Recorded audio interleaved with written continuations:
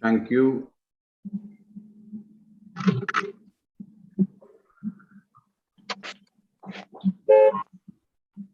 Pavan, the meeting is now live on YouTube.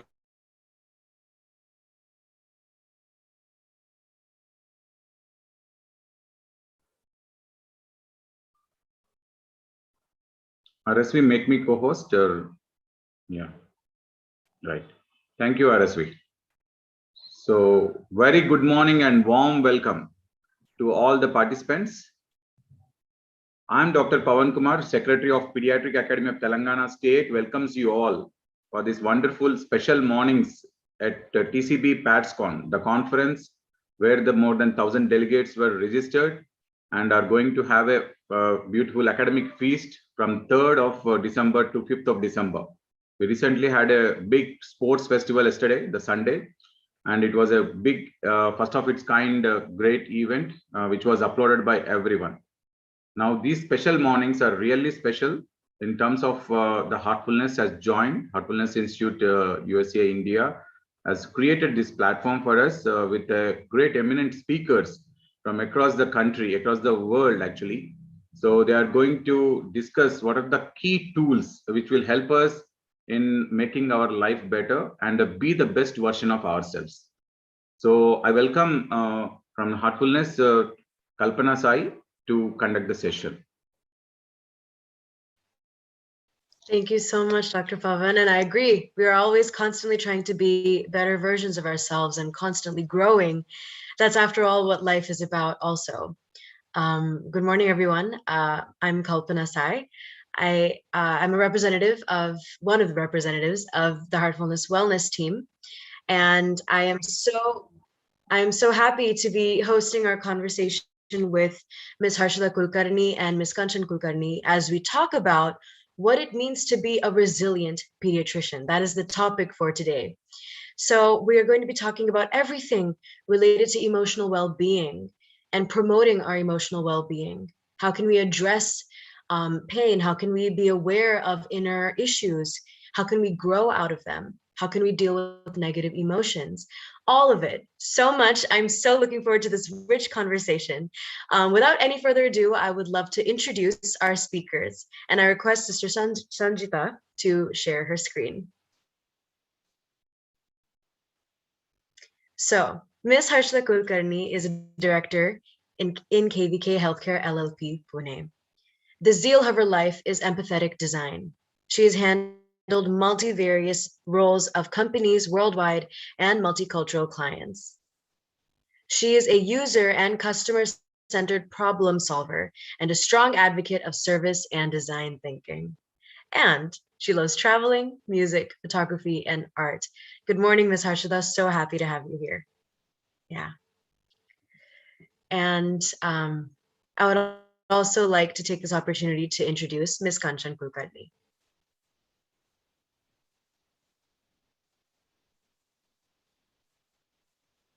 And also requesting Sanjita to share the screen. Thank you so much.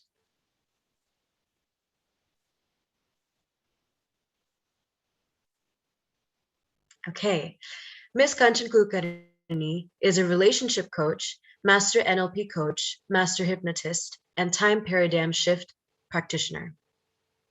She runs a successful practice in Dubai and also provides online coaching sessions to reach out to clients wherever they may be. She helps women who are struggling with relationships. This may be in terms of romantic relationships, parent-child relationships, sibling rivalries, friendships, professional relationships, and their relationship with themselves. Ms. Kanchan has a passion for quantum physics and is always exploring the latest breakthroughs in the science behind energy and our human spiritual bonds to the universe. Thank you, Sanjita. And good morning, Ms. Kanchan. So glad to have you here as well.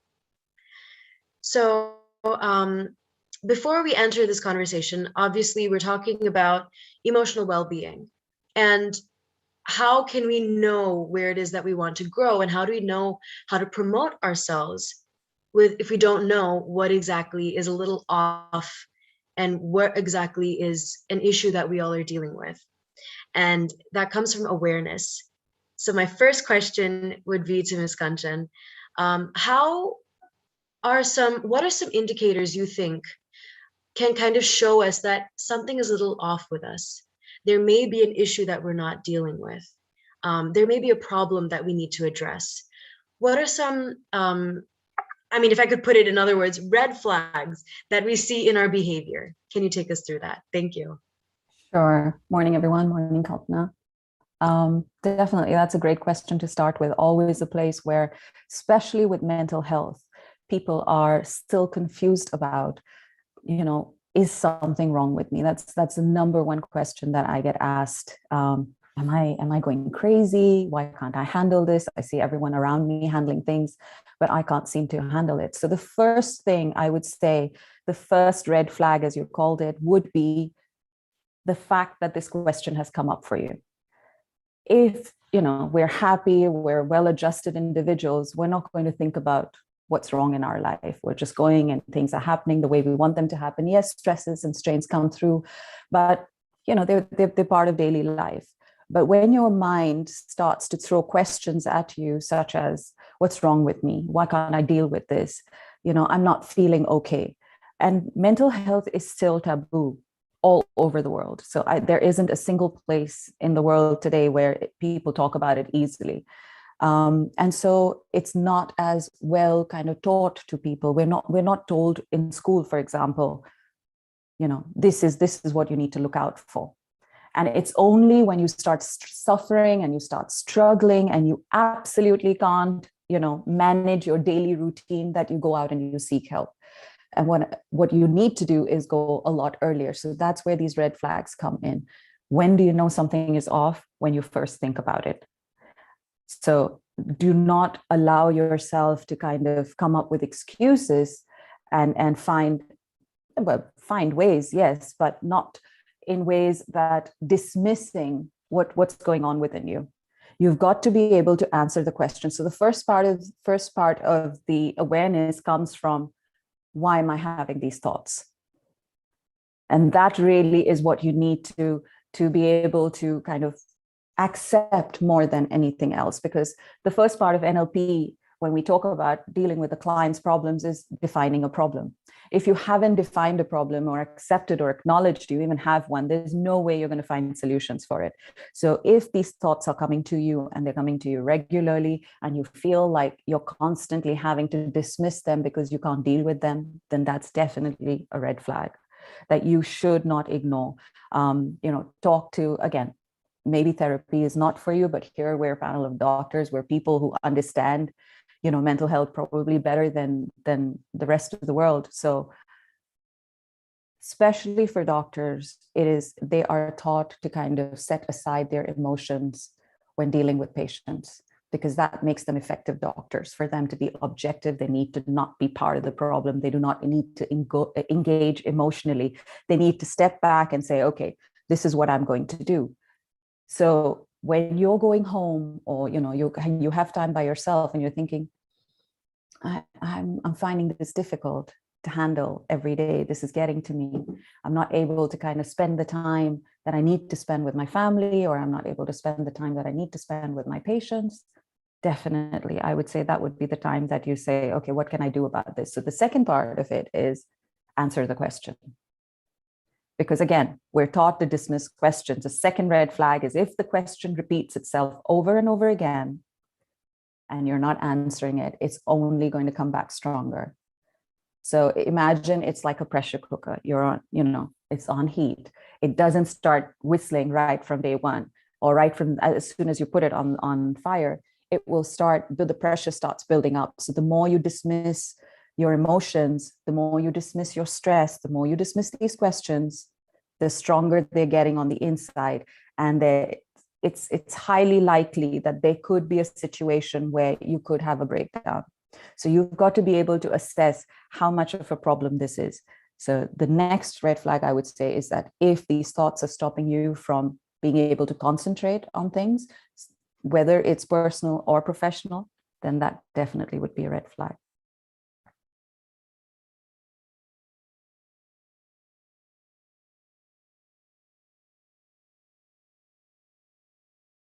Kalpana, over to you. Thank you for that. I think that was such a very practical and yet beautifully abstract way of identifying what are some indicators. How do I know? And a lot of this can also come from the body. And I'm really, I just love hearing that from you. Thank you for that. And also another thing that comes up is emotions, right? And how we can feel certain things a lot, and we feel this kind of heaviness in our body. And these emotions, I wouldn't like to put it like negative, positive, because all emotions are beautiful in their own way. But these emotions seem heavier and they're sadder, and they seem more on the negative side. So my next question would be to Ms. Harshada. What are some ways we can kind of navigate around emotions like shame, guilt, regret, and even other negative emotions like pain, extreme sadness?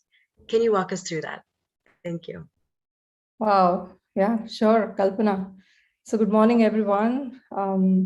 I was listening to what Kanchan was saying, and now this question, it puts me to thinking, I think sometimes it's needed to have these emotions, because they are the way for us to really put us into a situation where we can maybe rectify something that has happened.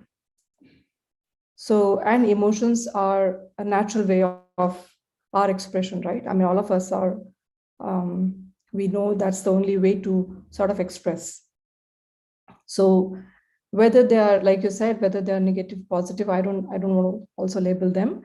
At the same time, when these emotions emerge, they are letting us know how we can maneuver where we want to go, right? It's the problem happens when we are not able to come out of them, when we are not able to sustain, or when we are not able to really pull us out of these emotions. Maybe we stay longer in a particular emotion. Maybe it's a guilt or shame or regret, right? And when we are not able to do that, we are no longer authentic. We are no longer able to really connect with our center. We're no longer able to really access this inherent wisdom that we always have, which guides us, right? So I guess to overcome this, I mean, there comes this possibility of forgiving ourselves, finding ways to emerge, with these inherent, emerge out of these inherent patterns, which basically cause some of these emotions in the first place. What happens is these emotions also drain us quite a lot. Any of these emotions, right? I mean, guilt, sadness, regret, they drain us if we stay in them for a long time. They drain our energy, they pull us away from our authenticity, from our center. And I mean, when you say that, how can we manage? Of course, there's multiple ways to manage. In heartfulness, there's wonderful practices which help us manage these emotions. And I'm reminded of so this Dr. Chris Germer, he's a clinical psychologist. He says that self-compassion is the antidote for guilt and shame. I mean, you used guilt and shame, but probably it's for everything, every emotion, right? Which seems to drag us down. So I'm sure the participants, all of us here, have experienced the meditation, got a taste of meditation yesterday, and the relaxation.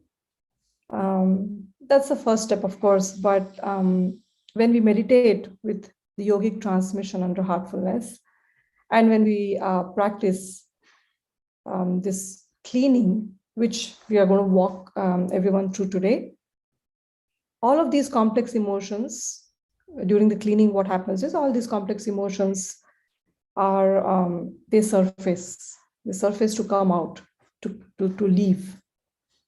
So a lot of times when people are meditating and when people are doing cleaning, they seem a bit, they realize that something has just been taken out of them, or they feel quite relaxed or quite rejuvenated after cleaning. So I hope we'll be able to give this experience today. There's so many ways, like I said. So one of the best ways is to practice and see whether it works for us. So maybe at the end of this session, we can walk people through this. I don't know if that helps, Kalpana. Yeah, of course it does. I think there's so much that really resonated to me about what you shared, Ms. Harshada. And another thing is, yes, we will be walking through the rejuvenation later. We also will be addressing self-compassion a little later in our conversation right now. Thank you so much for sharing that. And like right now, just to detour a little bit, like I think sometimes we may find ourselves wondering, yes, I get why emotional well-being can help me as a person, but how does it impact the people around me? And now this is a question that I would address to both of you, actually. In what ways do you think the emotional well-being of pediatricians or physicians, how does that impact the patients that they see and the families that they connect with? And I'd like to start with Ms. Kanchan. What are your thoughts on how it impacts them? Well, I agree with Harshita in terms of really what these emotions are, and labeling them negative or positive kind of creates more stress and distress within the body, because we feel, why are we feeling it? So what we're doing in principle is we're rejecting certain emotions and saying these are not acceptable. So just before I answer your question, Kalpana, emotions are chemicals released in the body by the brain. So your brain is looking outward and saying something is happening, and it is making an assumption whether what is happening is positive or negative to me. And this is where reality or anything in the world is, everything is subjective. So the first thing you've got to understand in order to deal with any kind of your personal emotions before you even go to someone else is to understand what is happening on the outside that is affecting me on the inside, because that is what your brain is doing. So you are now the brain is now going to the organs and the chemical makeup of the body and saying, release these emotions that feels heavy in the chest, constrict it, constrict the breathing, constrict the airflow, constrict the digestion, start creating trouble here, because I want the person to know that this environment or this situation is toxic or is unpleasant. So emotions are really signals from the body to tell us what is going on the outside, whether what is going on the outside is pleasure, it is pain, it's pleasant, it's unpleasant. So they are really not to be shut down. We have been taught, unfortunately, we are raised with fear. If you don't do this, this will happen. If you don't get these grades, this will happen. If you don't get this job, this will happen. So that's basically, we're raised on fear. And then we don't know how, we're not taught how to deal with these emotions.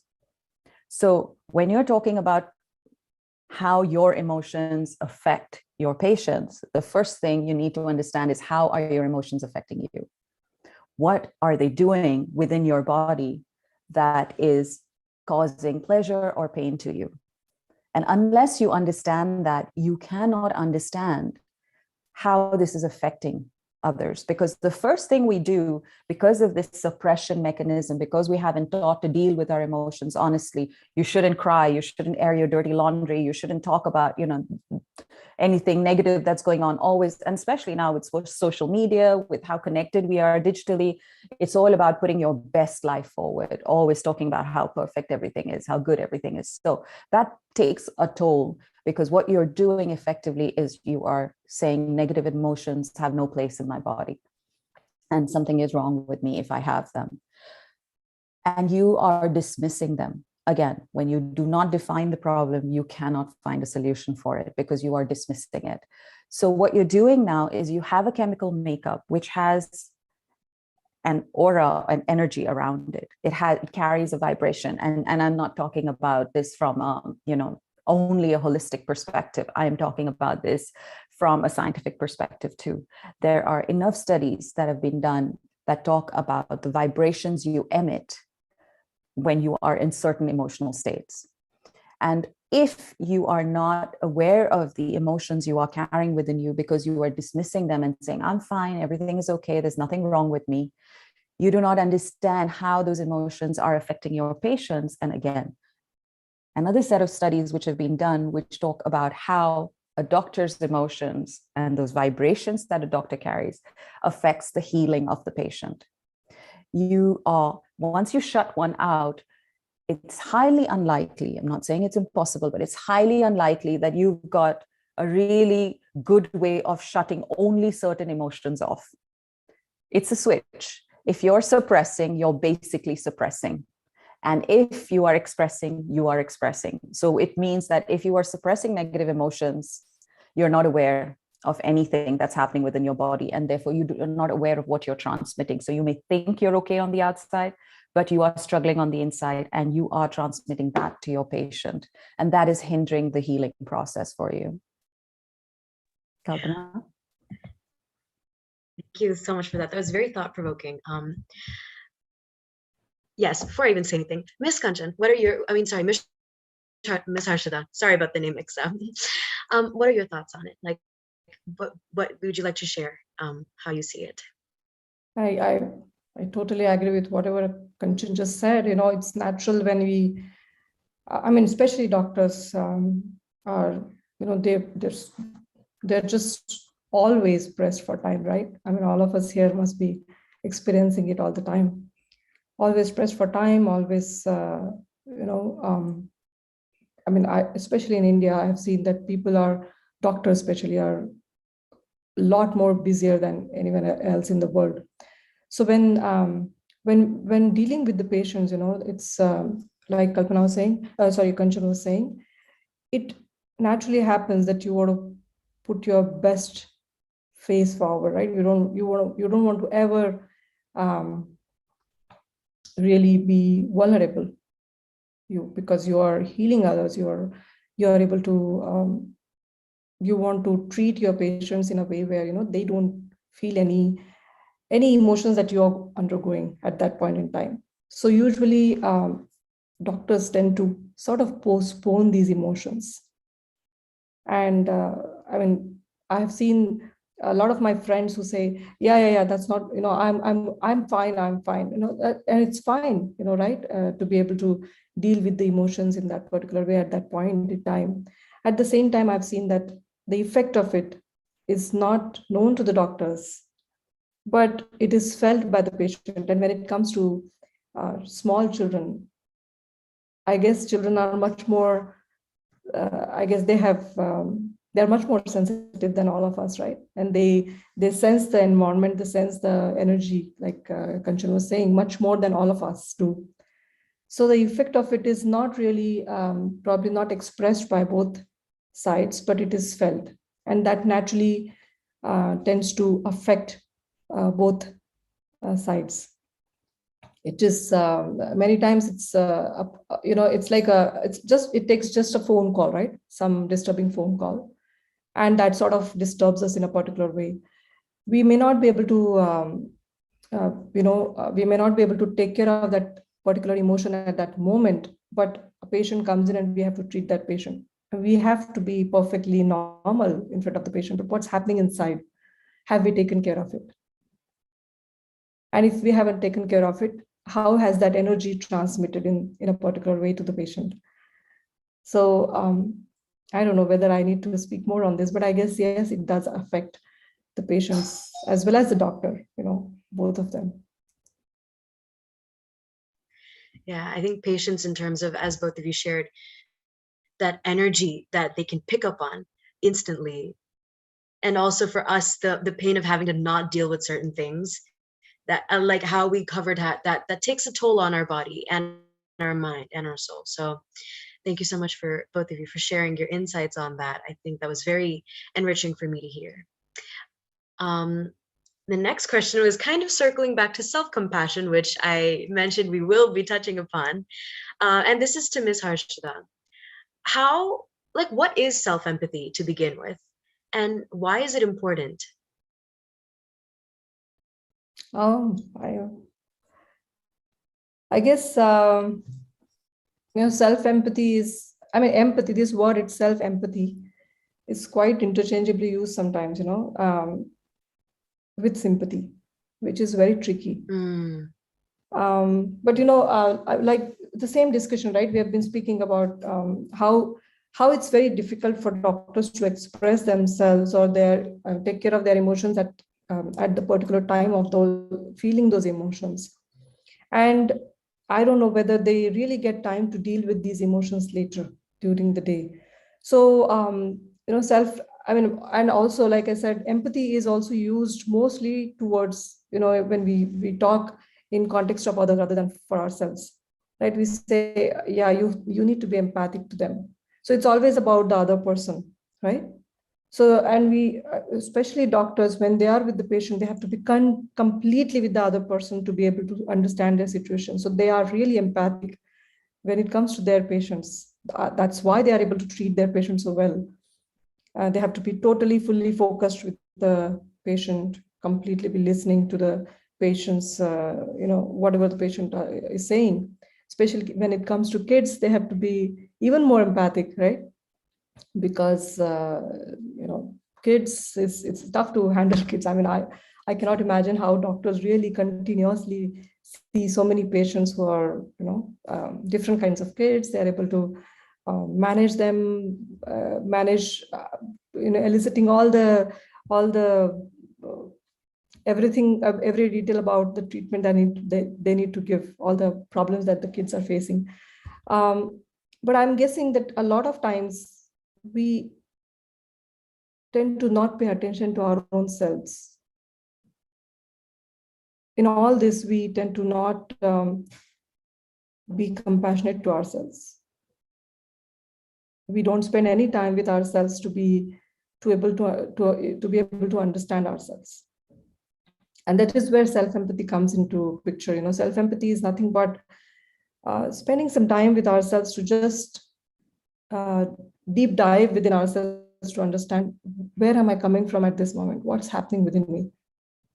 What is this emotion or what is this feeling that I'm going through right now at this very moment?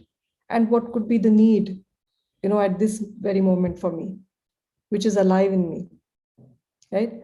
And all of this is, I guess all of us spend this time forcefully sometimes when we are really undergoing a lot of stress. But what if we are able to spend this time or keep this time aside, be able to connect with ourselves even for a few minutes and just deep dive within ourselves to see what's happening? It helps us to sort of understand ourselves much more better, and to regain that calmness, to regain that balance, to regain that connection with our inner selves. So I think that's one of the things that heartfulness offers as well. And there are a lot of micro practices that heartfulness gives, which we can always explore as we go along. Thank you. Self-empathy is specifically a topic that I'm very passionate about, and in hearing you share that, Ms. Harsha, that was just very fulfilling. I truly believe in its power to just unbaggage a lot of pain and a lot of just daily hurdles. So thank you for sharing that. Well, we come to our last question, which I am very interested to hear also, to Ms. Kanchan. And this is about work-life balance, because I think now, more than ever, it is something that we need to kind of understand what it means for us. And everyone's definition of work-life balance is different. So I would like to ask you, Ms. Kanchan, how can pediatricians specifically balance their personal life and their professional life in a more efficient manner, or just some ideas on how you think that can happen? Thank you. Go ahead. Okay, I just want to touch upon really coming into the work-life balance, just bringing back this conversation about self-compassion. So one of the first things that I learned when I started coach training was compassion and forgiveness for self. We don't really get the time to think about what we are going through in life, especially when we are in careers which demand for us to think about others before we think about ourselves. So when you're doing things such as life in service, or when you're working in spaces where your prime job is to tend to others, your mental health does take a backseat. And just understanding that I am doing the best I can with the resources that I have is the first level of acknowledgement, because we push ourselves too hard, and that comes from lack of self-compassion, lack of self-love. We always want to be on the go. We always want to do our best. We always want to live up to our potential. We want to give our patients our full attention. But we also realize that there are only 24 hours in the day for every single person on this planet, no matter what your profession and where you come from. And to try and do too much in a day sometimes becomes overwhelming. So work-life balance comes from a lot of the things that we have talked about first. What are you doing to address the issues that you are having with your physical or mental health?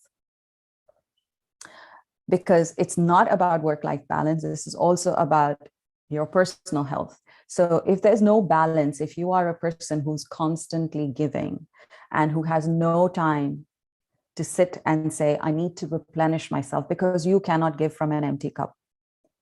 You cannot keep giving. You are going to run out at some point, and and the way it's going to show up in your life is through your mental health. The way it's going to show up in your life is through your physical health. So in order for you to really understand work-life balance, you need to understand about what being present in the moment means. So I see a lot of clients who are constantly stressed about their families when they're at work, especially if they're having long hours, and they're stressed about work when they're with their families. They can't switch off at vacations. Going away somewhere is they take their work with them. The family gets frustrated and says, why did you have to come on this vacation if all you wanted to do was work? So I would say a person like that is really definitely having a huge issue with managing any kind of balance. And this is showing up in their work, in their career and their personal life. But it's possible then that this is actually going through in other phases of their life as well. So they're not able to, let's say, for example, have a balance between their health and their career. In any other relationship in their life. So in order to create a balance, first you need to understand what is unbalanced. Any problem starts with defining the problem. What exactly, and I see a lot of times people come up with these blanket solutions to say, I'm going to spend more time at home, or I'm going to take more vacations. That is highly impossible. If you have, such a busy career, it's highly unlikely that you will be able to do these things. So the first thing is, everything in your life is not a problem.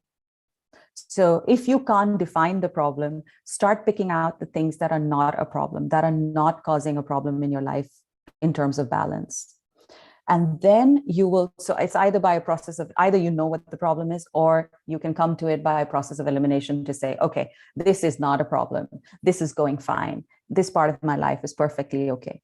And in some cases, if you do have parts of your life which are okay, I would say use them as a model to understand, how am I doing this well in this particular area of my life? Because my brain and my body know how to do that. I know how to take care of myself in this area, and then I'm going to use the skills that I've got in those areas into other areas of my life. So to sum it up, I would say the first thing is focus on what parts of your life are creating the problem, and don't blanketly say everything is a problem. The second part is, once you understand what's creating a problem, have very small steps. I actually had a coaching session personally myself, and I try and do it regularly, but I don't really get to go as often as I need to. And it's amazing. I mean, being in this field, I kind of have got a set of things and techniques that I constantly work on. I'm constantly aware of my emotions. But going to another coach made me realize there was a lot of stuff that I was not aware I was holding on to, which came out only in that conversation, connecting those dots. So it's very important for you to be able to either write it down in a journal, because language makes it definitive. It's not just thoughts swimming in your head. When you start to construct those thoughts into words and sentences and paragraphs, it needs structure, which means your brain needs to get rid of all the distractions and all the things that are not a problem and focus on the problem. So if you don't have time to see a professional for your mental health, write it down in a journal. It works really, really well. Allow yourself to pour things out on a piece of paper, because then you'll be able to see what exactly is going on the inside, and understand from that where those problems are, and start with really small steps. 10 minutes a day, 5 minutes a day. Everybody has 5 minutes a day to look after themselves. So let's say if it's work-life balance, I would say great example would be take 5 minutes a day and say, I'm going to call my family. If you are in the hospital all the time, if you are with your patients all the time, keeping those 5 minutes aside to kind of just reconnect with your family. If you can't go home and you can't be with them for lunch, give yourself those 5 minutes that are non-negotiable, unless there's an emergency, of course. So things like that. It doesn't have to be these massive sweeping changes in your life. It needs to be first understanding what needs to change. And the second part of it is creating this really small thing. So what my coach told me was, can you put it in your phone right now? I made a commitment to do something for 10 minutes every single day. And she was like, how are you going to hold yourself responsible to make sure that you do that? I said, no, of course I will. She's like, okay, how? Because you haven't been doing that and your mind is already in a negative pattern of avoiding it. How is that going to change? So I made a commitment to put it in my phone at a particular time for every day. And now I'm going to try to see what's happening, because every time I don't commit to that, I will find out in that moment what's holding me back. And that's a good way for you to kind of recognize the obstacles that are in your way, because we all have these great intentions, these great ideas of what we want to do. And every day we kind of push it to tomorrow. I'm going to do it tomorrow. It's going to happen tomorrow. So these are some great ways to kind of get yourself to understand first what is happening. Yeah. Thank you so much for sharing that, Ms. Kanchan. And I think like the journaling part is something I'm going to take away too. And creating some non-negotiables is also just what stuck with me. I'm sure so many things stuck with everyone, all of you dear doctors, from what both Ms. Kanchan and Ms. Harshada shared. And just something about creating non-negotiables that are just starting small. We don't have to start big. We need to start small. I think there's something very simple and reassuring about that we can do something about our emotional well-being. It doesn't have to consume us the way it has been for some people. And it is something that we can definitely take one step at a time. And eventually over time, we'll see how far we've come. And I think this conversation with the both of you was just so nourishing for me. I hope all of you enjoyed what we are talking about today and are resonating to it. I would like to bring this conversation to a close. And I would also like to invite Ms. Harshada to take us through the rejuvenation, followed by a meditation. Stage is yours. Thank you, Kalpana. So, yes, like you said, it was very enriching to hear Kanchan share her thoughts about how the work-life balance can be achieved, and also the rest of the tips that she gave. So I'm going to try some of these, Kanchan, myself. And for everyone here, we would love to get some feedback about how you thought this session went for you. And we are going to have a practical session now. If we can all sit comfortably. What we are going to do is this practice of rejuvenating ourselves through heartfulness cleaning. The process is extremely simple. And why we want to do this is because we want to take care of our emotional triggers, our emotional responses, because we want to get rid of the patterns that we are sometimes caught up with and we don't realize. So this practice is extremely simple. What I'll do is I'll walk you through this practice. And then after that, we will meditate like you did yesterday. So throughout this process, I'll walk you through this meditative practice. Towards the end, when I say, please start meditation, it will be a silent zone. And I will also instruct you when to come out of the meditation. So please be prepared to sit for about 20 to 25 minutes. First off, be absolutely comfortable in your seat.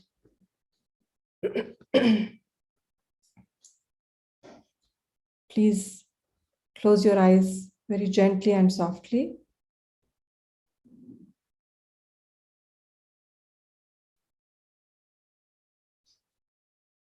Take a gentle deep breath.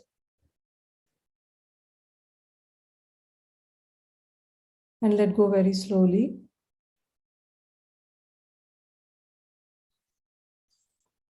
Take another gentle deep breath and observe yourself as you let go of your breath slowly.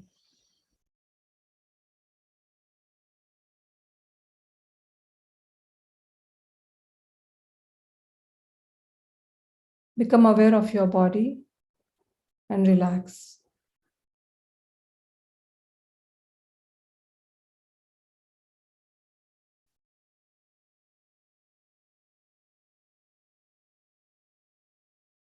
Now bring your entire attention to your back, from the top of your head till the tailbone.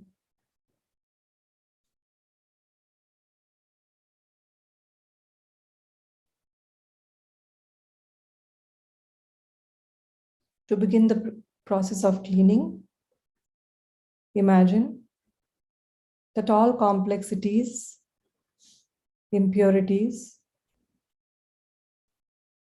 are leaving you through your back.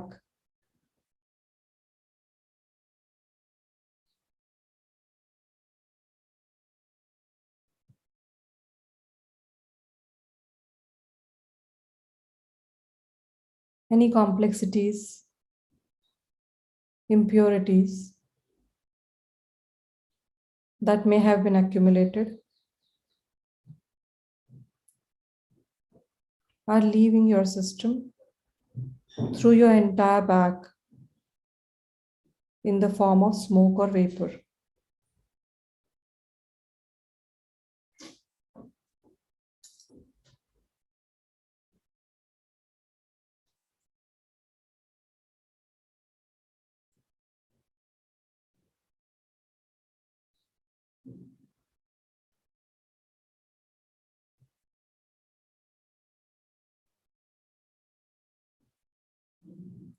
Settle with this idea that all complexities, impurities, or any impressions are leaving you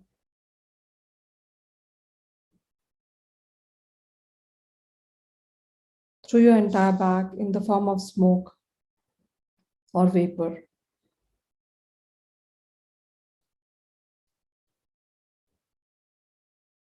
And observe the effects of this cleaning.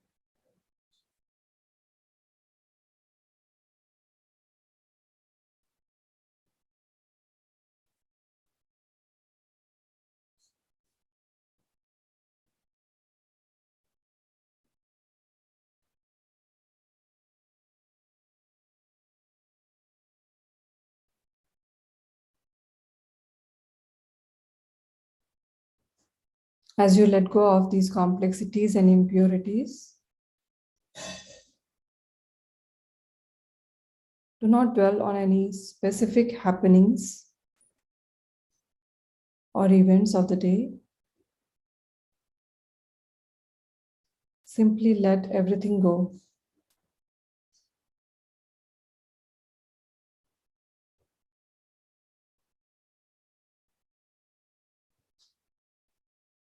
apply your will as needed.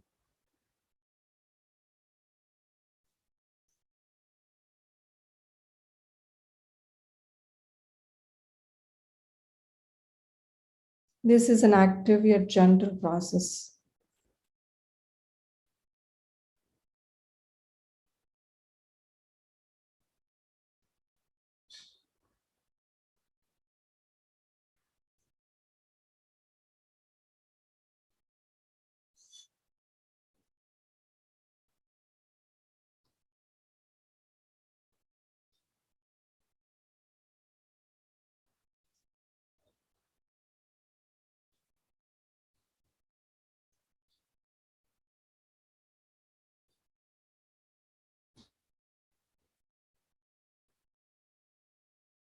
If you find your mind drifting,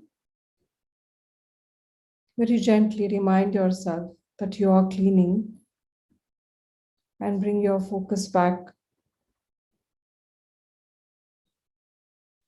to this process of cleaning.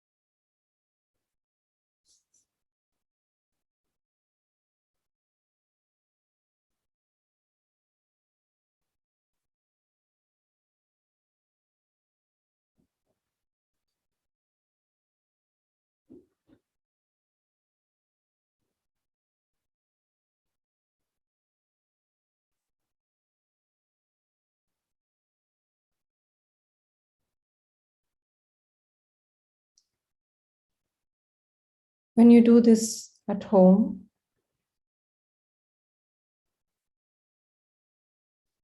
do it for about 15 to 20 minutes or until you start to feel lighter. For now, let us continue for another minute or so.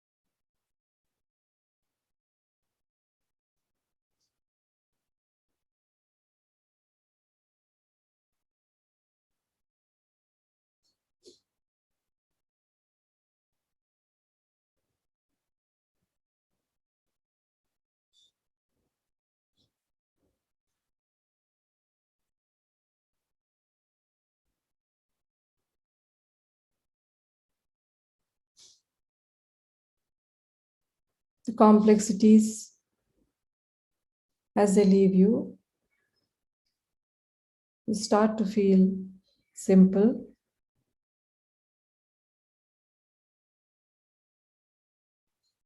Impurities are gone. You're feeling pure.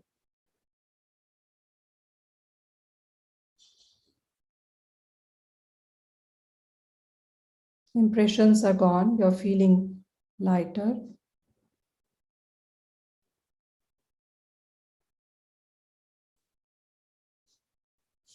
Now invoke and invite a current of light,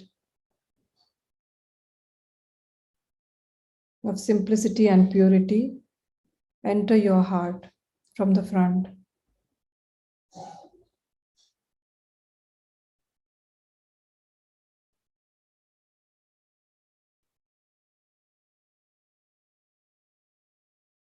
This current of simplicity and purity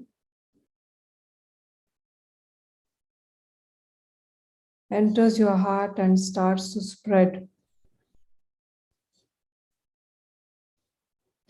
throughout your system, helping you get rid of any residual complexities and impurities.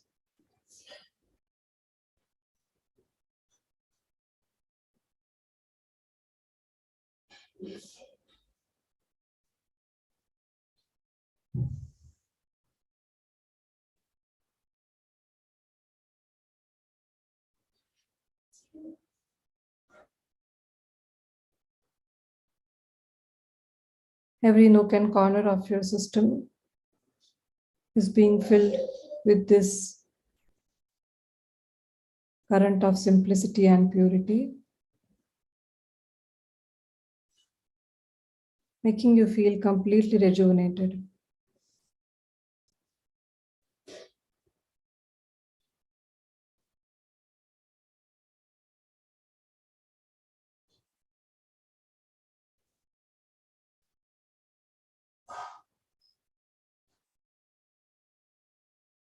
Making an affirmation that the cleaning process is complete.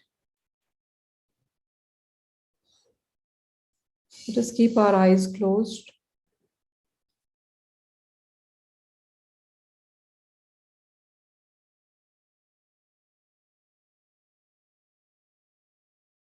And let us begin with meditation.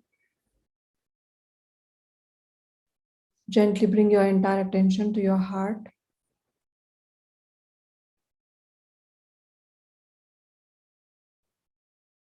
Try and connect to the deepest core of your heart.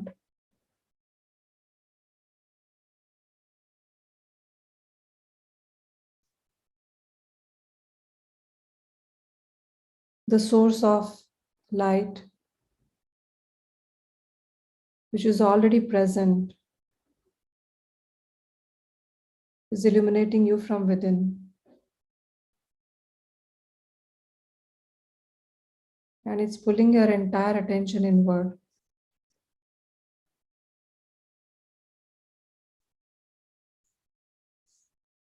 During meditation, stay there. And if your mind wanders,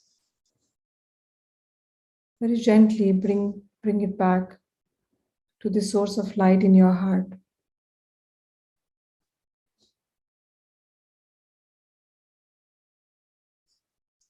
As we begin to meditate, please be open and receptive to this experience of meditation and to the yogic transmission that will be facilitated towards you. Please start meditation.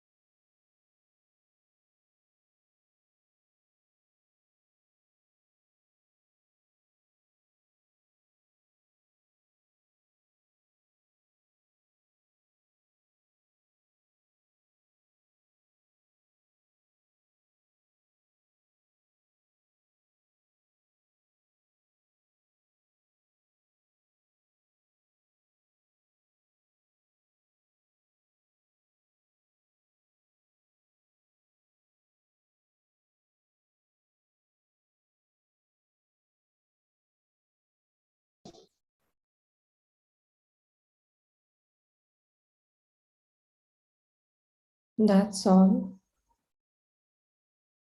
Please keep your eyes closed for a few seconds.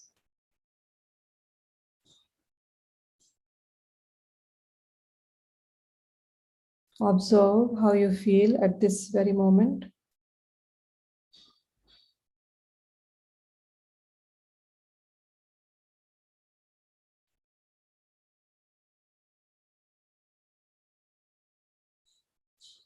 Just make a mental note of how you're feeling at this moment.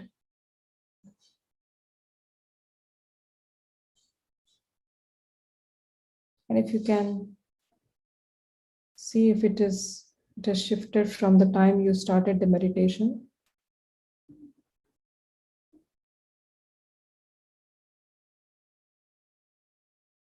Make a mental note, and when you feel ready, you may gently open your eyes.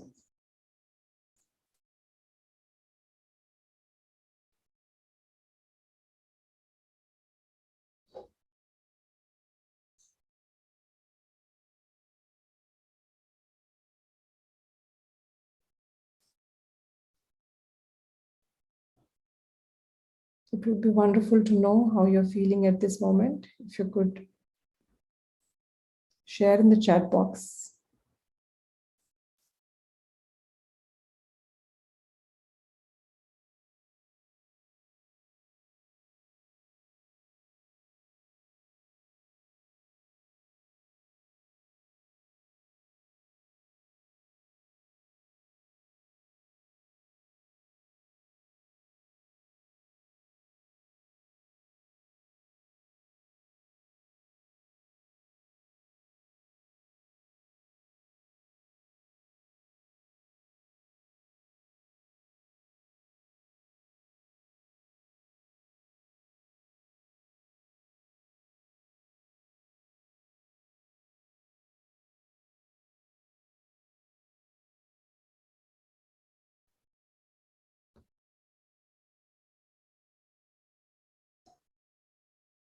Happy to read some of the experience that you've shared. Thank you.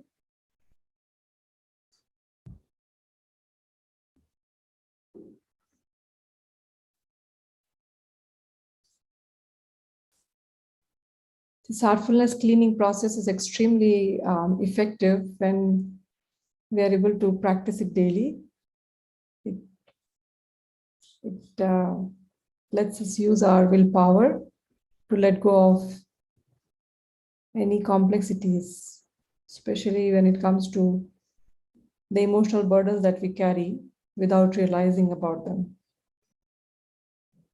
It totally rejuvenates us, and especially for doctors, I would say it's extremely effective when you are able to do this cleaning. Maybe a shorter version of it, we call it spot cleaning, because maybe a few times during the day if you feel that it's a need.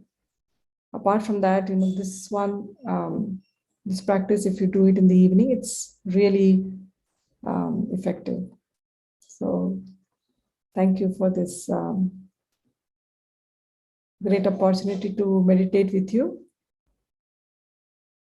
Over to you, Sanjita, Kalpana.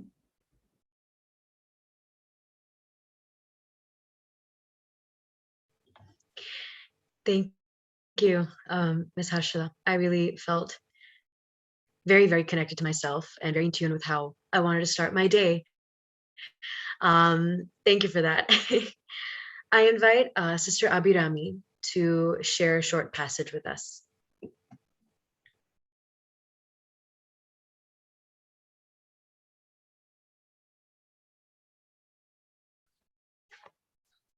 Yeah, thank you, Ms. Harshada. So that was a wonderful session. To deepen the experience, I would like to read a passage from one of our guide, the second guide of heartfulness. So, Whispers from the Bright World, a fourth revolution, Saturday, October 28, 2000, 8 a.m. You have understood the true meaning of life.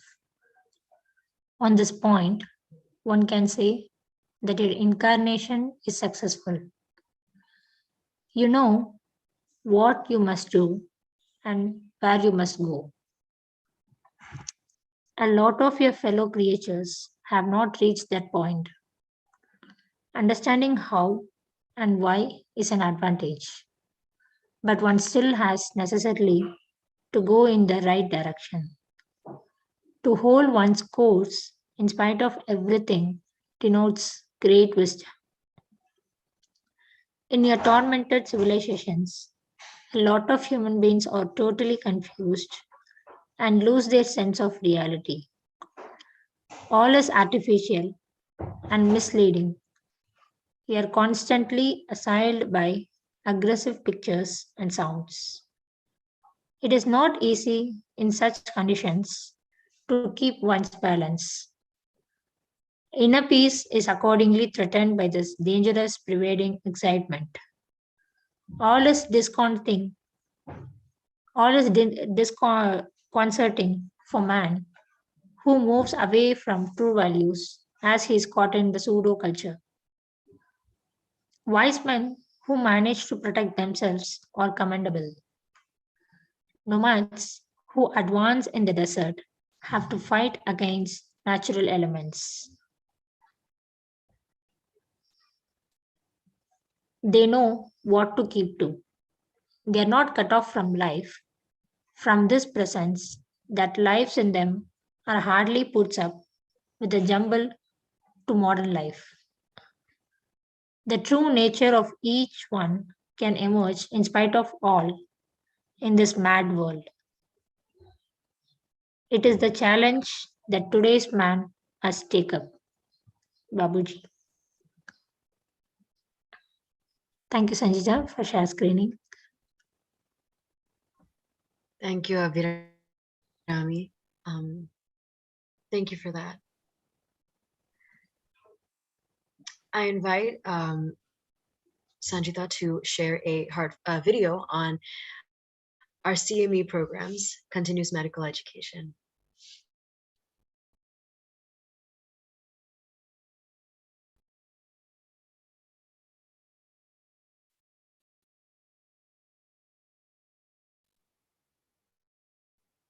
Are you there, Sanjita?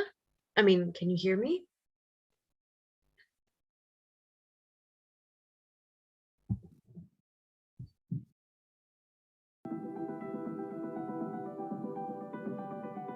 Many a times we become like automatons, like robots. Medical profession has enormous amount of stress. There's increased burnout, there's increased suicide rates.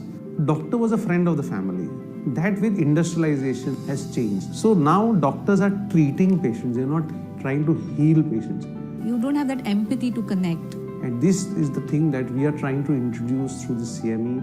Unwind, relax, rejuvenate, and reinvent the human within the health professional. If you look out in the Western countries, meditation is a part of their healthcare policy for physicians.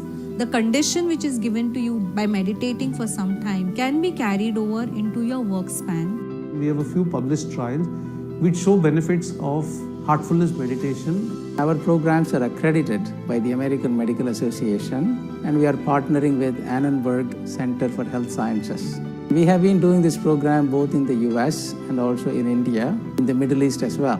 Doctors need points, and here one module is giving you 1 point. Any practicing healthcare professional can approach us. Ayurveda, homeopathy, allopathy, psychologists, nursing professionals.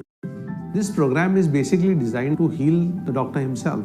So we are trying to slowly spread this movement among individuals, which automatically they will spread amongst their families, their relatives, their friends, and the egregore will keep growing.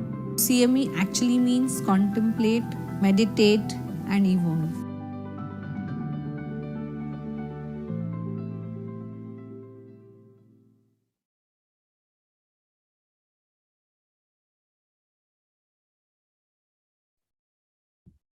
Thank you. Thank you so much for that. Hope that video gives all of you, dear doctors, some insight on the kind of work that we do. And for any further questions or any kind of thing you'd like to reach out to us for, please feel free to. With that, I would also like to request our dear doctors to fill in a feedback form that has been circulated. Your feedback on how our sessions are going would be much welcome.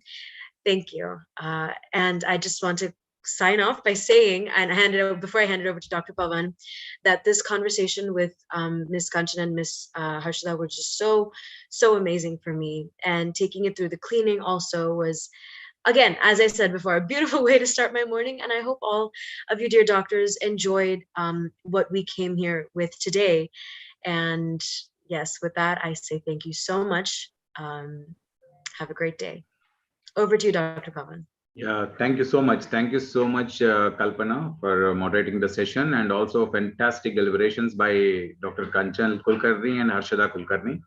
It's really fascinating. I think the cleaning is the most important factor. What I feel like, the rejuvenation is really that instantly and immediately, I think, relieves us a lot that we have just felt it. And the people who have these insomnia problems and all, I think there are studies which prove that this technique, I think this is a practical experience. Nobody should, no evidence is required. When you are really worried about the thoughts, what's happening with you, which are blocking you, the mental chatter, which is disturbing you all the time, not letting you sleep. So even when you go to the bed, when you hit the bed, still it will take a lot of time for you to really enter the sleep cycles. So cleaning is one powerful technique which Harshada has just offered us. So if you try it, I'm sure that you will go to sleep with a deep sleep pattern. So what we yesterday, Dr. Jay calling is a delta wave pattern. This is one of my favorite tool. So which will really help instantly. And also, we can do it as a spot cleaning, and what Harshada was saying is really amazing. You need to try and experience it. Thank you so much for that. And tomorrow again, we'll meet at 6:30. And we'll have a session on the professional mastery. So please join us tomorrow again at 6:30 a.m. sharp. So with that, we'll conclude. And as requested, please fill out the form which has been shared in the chat box. Thank you. On behalf of Pediatric Academy of Telangana State and IAP Twin Cities branch, we're expecting a big conference on this weekend. So please do join us. If you have not registered, please register today itself. Thank you. Thank you so much, Harshada and Kanchan.